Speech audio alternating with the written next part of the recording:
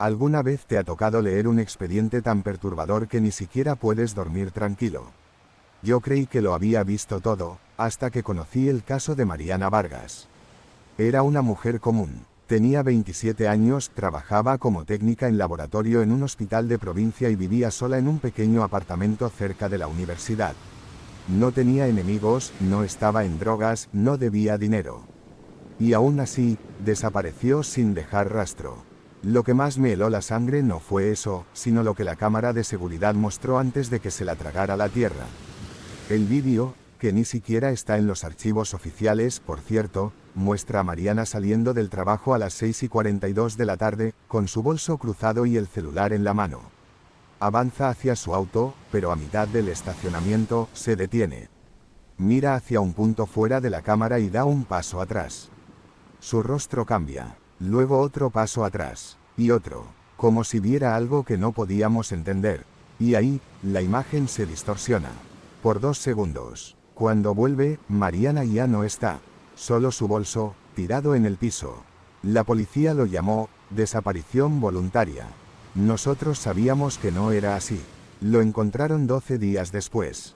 O lo que quedaba de ella. En un bosque al sur, donde no hay cobertura, ni caminos marcados, ni motivos para ir si no eres un local. Estaba boca abajo, las manos amarradas con alambre oxidado. Y los ojos estaban abiertos, congelados, como si lo último que hubiera visto fuera algo que ningún ser humano debería presenciar. ¿Quieres saber lo peor? Junto al cuerpo, había una cinta. Una grabación en VHS, dentro de una bolsa con sangre seca. Y lo que se vio en esa cinta, ni siquiera te lo puedo contar aquí. Pero si te atreves, quédate, porque esta historia apenas comienza. Lo primero que me pareció raro, fue el silencio. Cuando la policía llegó, no había rastro de que alguien hubiera peleado, gritado o pedido ayuda. La puerta estaba cerrada con llave por dentro, y eso fue lo que más desconcertó a los agentes. ¿Cómo había salido quien la mató, si todo seguía cerrado desde adentro?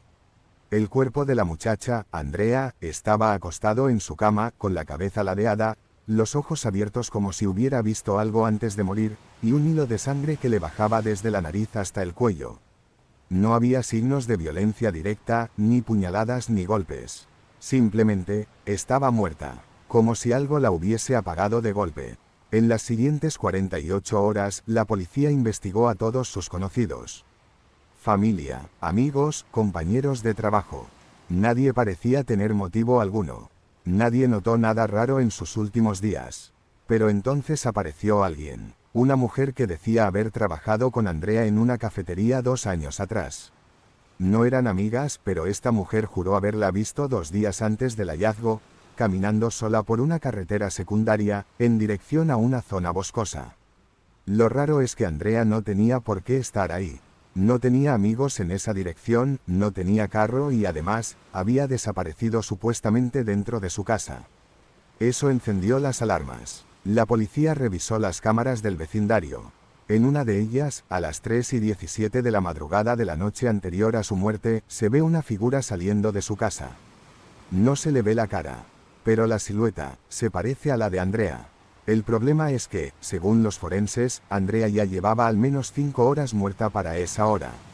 Entonces, ¿quién salió? Los agentes dudaron del informe forense, así que lo repitieron. Y lo repitieron otra vez.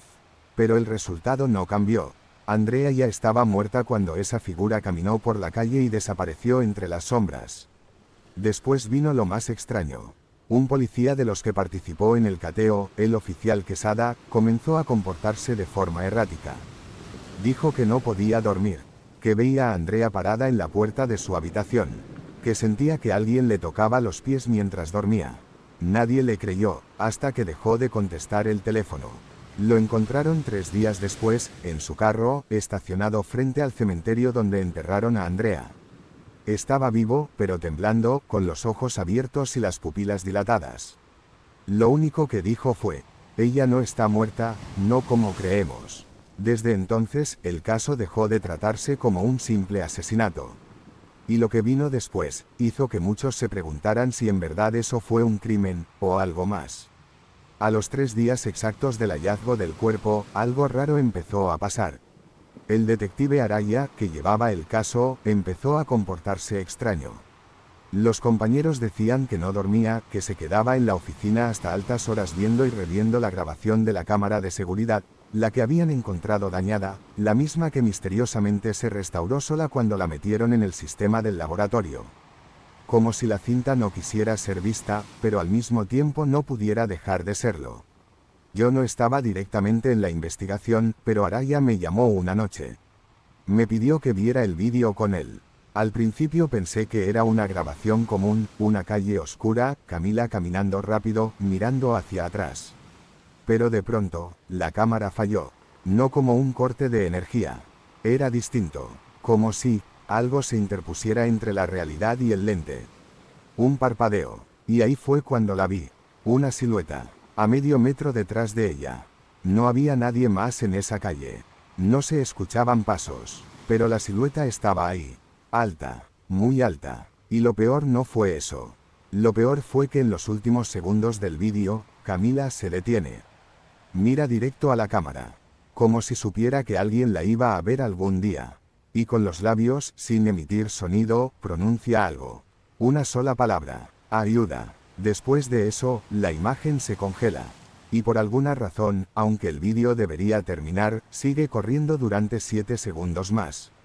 7 segundos de puro negro. Pero cuando subimos el volumen al máximo, había algo ahí. Un susurro. Un murmullo que no parecía humano.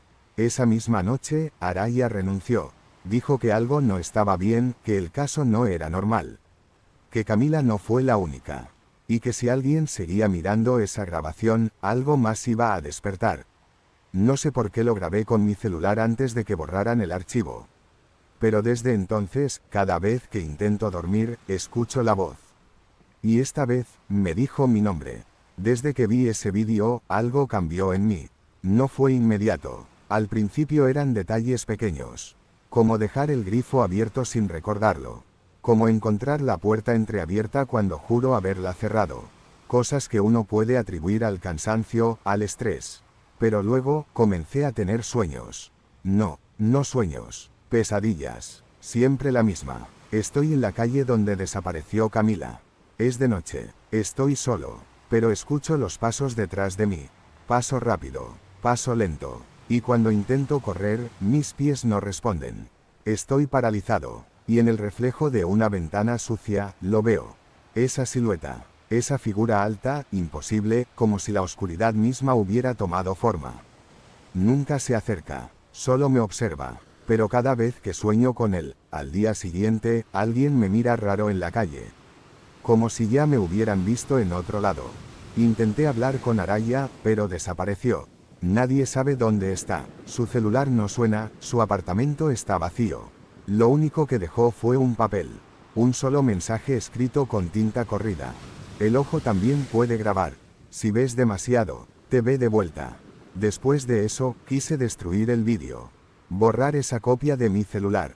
Pero cuando abrí la galería, no estaba. En su lugar, había una foto mía.